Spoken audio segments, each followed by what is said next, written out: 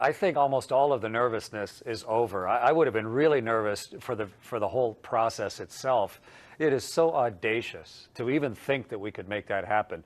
And to have had it land and with a tiny little bit of gravity, of course, bounce ever so slowly like a super slow motion camera collision, and then finally bounce to a stop. And the fact that it's still working and sending data and images from so far away, I think it's just marvelous. Now's not a time for nervousness. Now's a time to gather all the science we possibly can. Okay, and I have to admit, I was skeptical, so I was very impressed that it made it at all onto the comet's tail. Right, now talking of audacity, I have a bone to pick with you. You've told us all along that you're an astronaut. I don't believe you. I think you're an artist. I've been looking at the photographs in your book, and they are stunning.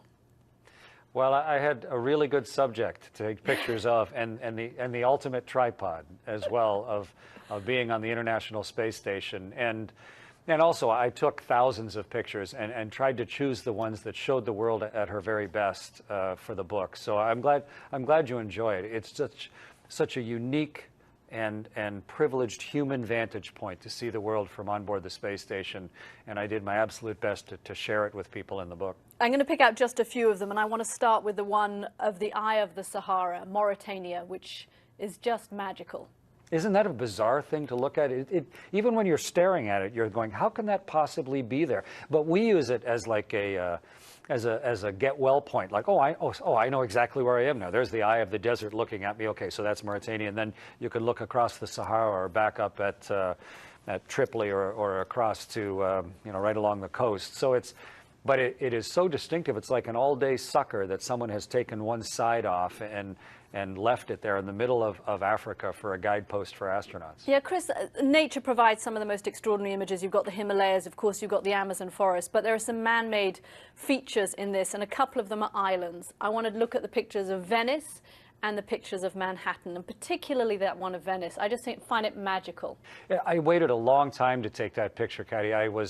I tried to get pictures of Venice. It's often hazy or a little bit of cloud coming down off the Alps. And finally, one day, I saw that it was going to be clear. I grabbed the camera, and I was waiting for the angle between the spaceship and Venice and the sun to be just right so that it really caught the light, so you could see the actual pink of the rooftops and the thin umbilical from land bringing everything out to that very improbable little city in the bay. And to me, it showed a lot of the history of the place in that one quick snapshot. I was really pleased with how it came out. Yeah, I love that one. I love Venice as well. And then the other ones I love, of course, are of New York City and New York in the daytime. But I was really struck by the ones of New York at night. There's that city of Manhattan at night, and of course, it's all glowing with lights, but particularly Midtown Manhattan. And I swear to God, it is Times Square that is lighting up like a beacon.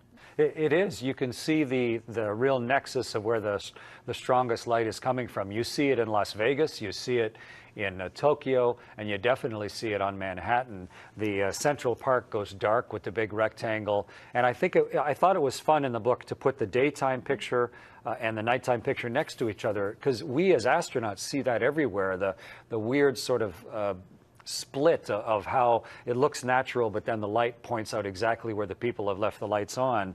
And to see the two in such a heavily populated area, I thought was really instructional as well as self-reflective of our fear of the dark.